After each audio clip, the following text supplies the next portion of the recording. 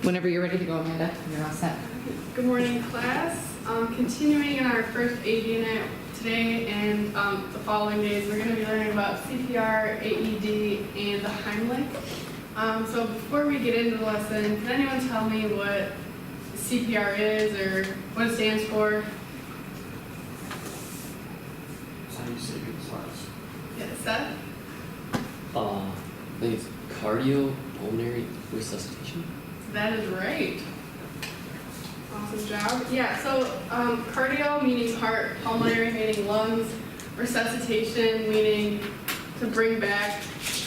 So it's a medical procedure involving compressions and rescue breaths to restore blood circulation and breathing to a person. So everyone familiar with The Office? It's okay if you're not. I'm going to show a quick clip on bad CPR, and what I want you guys to get out of this is to like mentally jot down things you're doing wrong, and then how you would do things differently in that situation, and we'll discuss that after the video.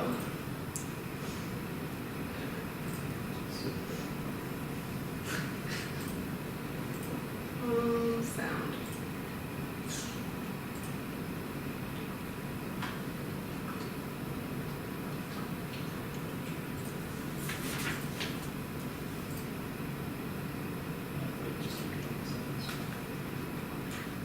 So, assessing the situation, are they breathing? No, Rose, they are not breathing. And they have no arms or legs. No, that's not part of it. Where are they? You know what? If we come across somebody with no arms or legs, do we bother resuscitating them? I mean, what kind of quality of life do we have there? I would want to live with no. How about no arms? No arms or legs is basically how you exist right now, Kevin. You don't do anything. All right, well, let's get back to it, because you're moving on. Okay, too fast. Everyone, we need to pump at a pace of 100 beats per minute. Okay, that's hard to keep track. How many is that per hour? I'm like an elder. I will divide and then count to it. Okay, well, a good trick is to pump to the tune of Staying Alive by the Bee Gees. Do you know that song? Yes, I do. I love that song. First I was afraid, I was petrified. No, it's Staying Alive, Staying Alive. You were in the parking lot earlier. That's how I know you.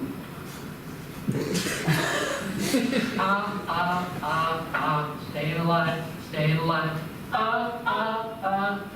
Staying alive, staying alive. You can't tell by the way I use my walk. I'm a woman man, no time talk. Words in time anymore. Been kicked around since I was born. When it's alright, it's okay. You can't look the other way. You never know what I do. Okay. Stay alive, stay alive. Yeah, okay, you didn't maintain 100 beats per minute, and the ambulance didn't arrive because nobody called 911, so you lost them. Okay, he's dead. Anyone know what we do next? Anybody? Rose? I have no idea. Anyone else? We bury. Wrong. And check for an organ donor card. If he has one, we only have minutes to harvest. It's a what? I check. He is an organ donor. He is, yeah. Give me some ice in the styrofoam bucket. Here we go.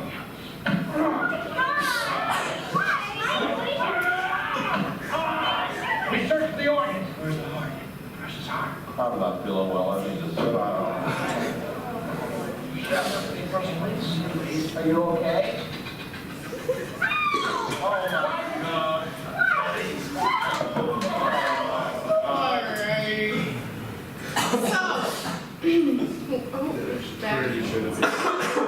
What are some things that were clearly wrong there? Kind of space on. Yes? Any other obvious things? He didn't say how deep with the confessions. Yes. Coach? He didn't check or ask if it's okay to administer. Did he call for help? Yeah, you're calling. Yeah, he never called 911. So help was never on the way. It's on great. Yeah, no ED. Alright, so CPR is important because when a heart stops beating, the victim typically has anywhere between 6 to 8 minutes to be brought back. But after 8 minutes, resuscitation is not likely, or they can get severe nerve damage and other health issues. So CPR mimics the biological function of like a heartbeat and the inhaling of oxygen with the compressions and rescue breaths. And by administering CPR, you're extending that time period they have to be brought back. It's important to be trained and certified because you never know when the situation is going to arise. You could be in the grocery store and an old lady falls down next to you with no other help around. Like, you could be that person. So, another really important point is that you need to check if they have a pulse or if they're breathing, because then they could just be simply unconscious, and CPR is not necessary. So you need to, because you could cause further damage if you perform CPR when it's not needed. So that's really important to be like trained and know that you need to check their breathing and a heartbeat before you perform. So this is just a little introductory video, kind of like a run through of how it would go down in real life.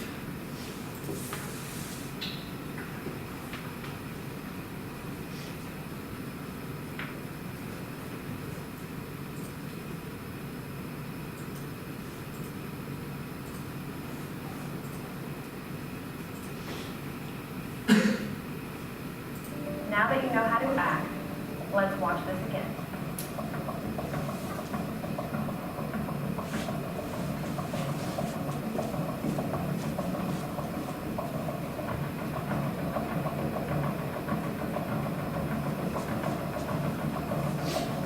You okay? Are you okay?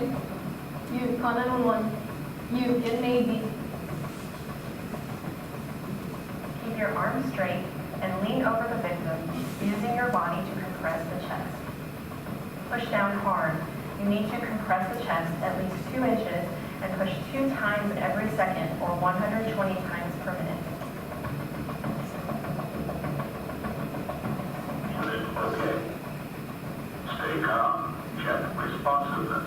Call for help. Attach user pads to patient's bare chest.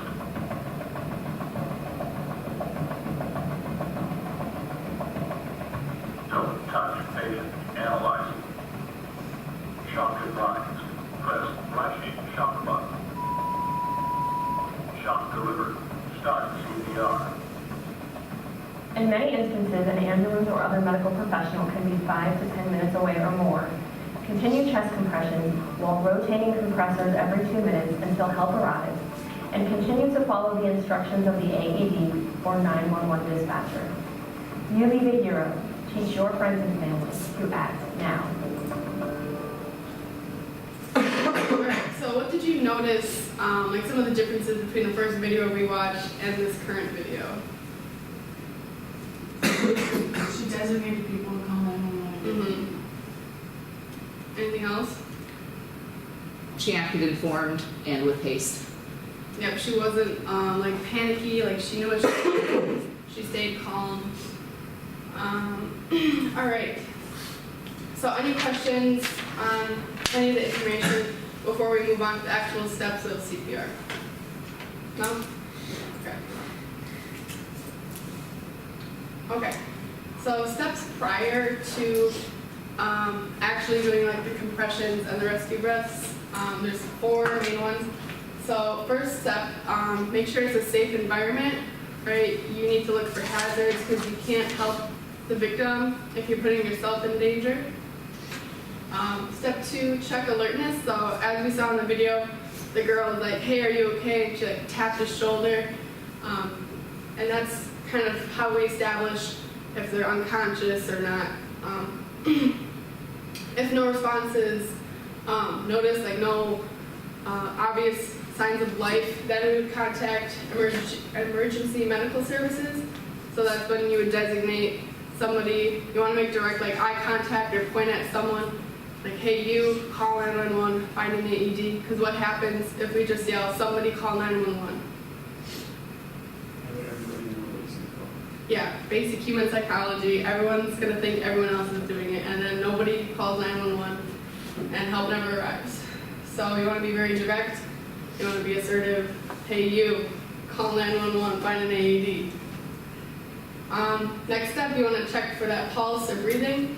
So checking for pulse, you put 2 fingers on the carotid artery of the victim. So I want you all to do that right now. Just make sure you guys have a pulse. If you can't find it, just move it around a little bit.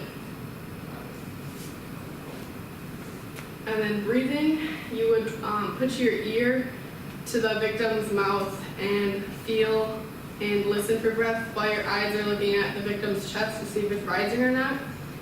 And again, if you do not see that or feel a pulse, that is when you administer CPR.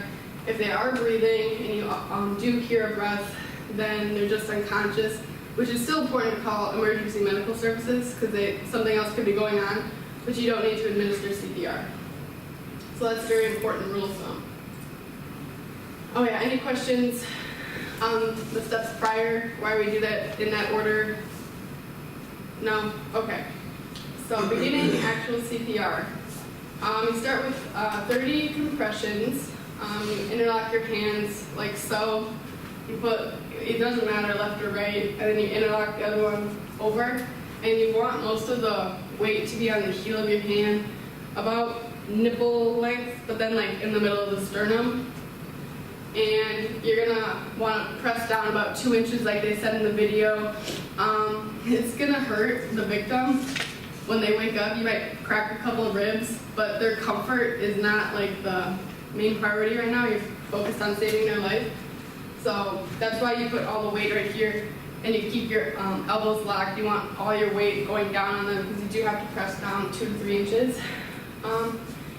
You're going to press at a rate of 100 to 120 beats per minute, which the one good thing we did see in the Office video is that song you could press to, Staying Alive. That's what I use actually. So, and then after you administer the 30 compressions, oh yeah, you want to count out loud because it's probably going to be a very chaotic situation. So you don't want to get off track and administer the wrong amount, either too many or too less.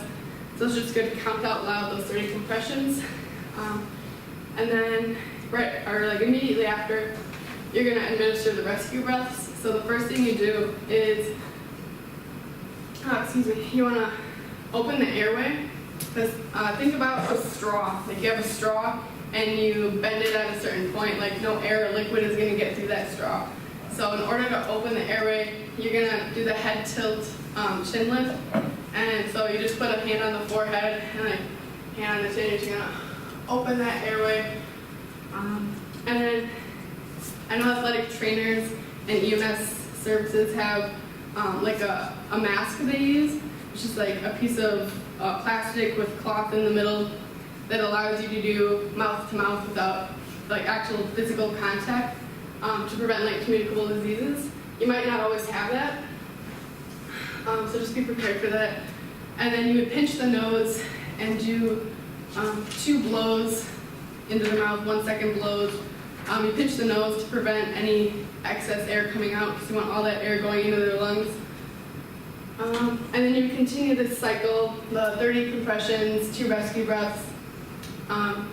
If there is another CPR trained person there, you might want to trade off because it gets very physically taxing. So, and then you can continue this until an AED arrives or emergency medical services arrive. Any questions on that? Nope, okay. All right, so what is an AED? Automatic external defibrillator. I'm sure you guys have seen these or like signs around buildings. It looks like this right here. And it's a device used to monitor abnormal heart rates and administer concentrated shocks to restart the heart. So steps to use an AED. As established in the CPR steps, you want to send someone right away to get it before you administer CPR. Like it's one of the first things that should be done because it is an extremely helpful tool when available. This shouldn't be you shouldn't rely on this. You should rely on your CPR skills, but when this is available, use it right away. So again, send it by standard to find one, and then turn it on because it takes a couple seconds to like charge up, and there's some administrative stuff it has to go through before you can use it. Once it's turned on and charged, you want to apply the patches. So these are what the patches look like. You're going to want to remove any clothing they have on. If it's a female, you might have to work around the bra or take the bra off. If you can't get it off, use the scissors to cut the clothing. If they're wet, like if they just got out of like a workout or if they're in the pool, you want to dry them off as best as you can, because electricity and water go too well together. If they have jewelry, don't waste your time trying to take jewelry off. Just work around it. You just want to make sure the patches aren't touching the metal. If they're hairy and the patches isn't sticking to their skin, you're gonna have to shave the skin or shave the hair as best as you can. You want that patch to skin contact. Most important thing, the patches cannot touch. So as seen on here, they should be far enough away from each other that they're not touching. In the instance that it's like a small child and they do look like they're gonna touch you, put one on the front and then one on their back. But we're just focusing on adult CPR for this unit. After you apply the patches, you're gonna wanna make sure everyone stands clear, that nobody is touching the victim, because the AED is assessing whether or not to administer a shock. And if the victim's moving or somebody's touching the victim, it could provide a faulty reading. Like it could say no shock when they really do need a shock. So after that, it'll say shock advised. Press the shock button, make sure nobody's touching the victim again, and then it'll most likely say continue with CPR for 5 cycles, and it should count you down like 2 minutes of CPR remaining, 1 minute of CPR remaining, etc., until it needs to reassess the victim. Any questions on AED? No? Alright, the last part of this, unit is the Heimlich maneuver. It's another life-saving technique done, and it dislodges debris stuck in an airway, which causes the victim to stop breathing, so if somebody's choking. Here's another, introductory video.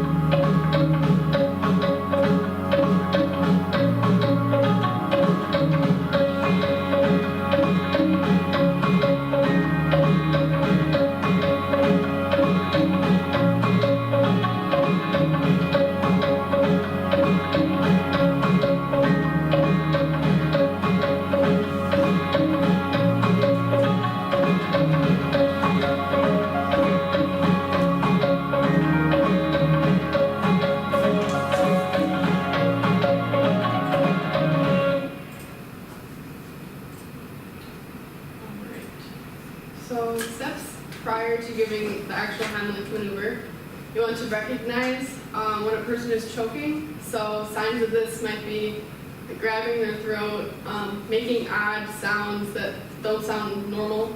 They look scared, maybe like wide eyes, raised eyebrows. They can't talk. So when you recognize this, like maybe in a restaurant or any other situation, you need to recognize that and like go over and then perform the second step, which is receive consent. They didn't really mention that in the video, but this is important for liability reasons. So you would tell the victim who you are, your level of training, tell them that they look like they're choking and ask if you can help. At this point, the victim will give most likely a nonverbal consent.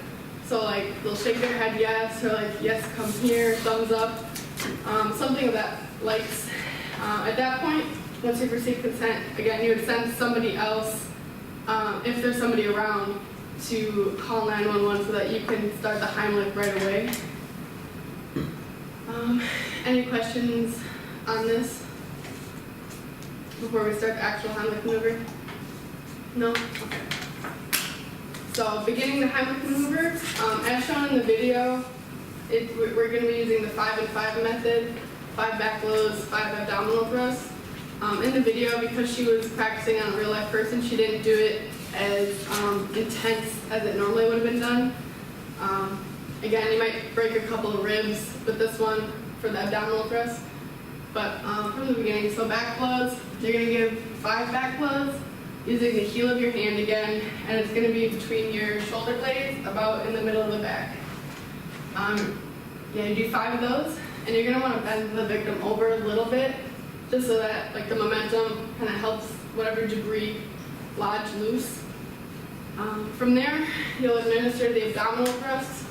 For this, you need correct hand placement. So you'll put your hand in a fist with the thumb on the outside. You'll place it about the diaphragm, and then the other hand just grabs over it for extra support. And 5 abdominal thrusts. Again, you want to use a good amount of force for these.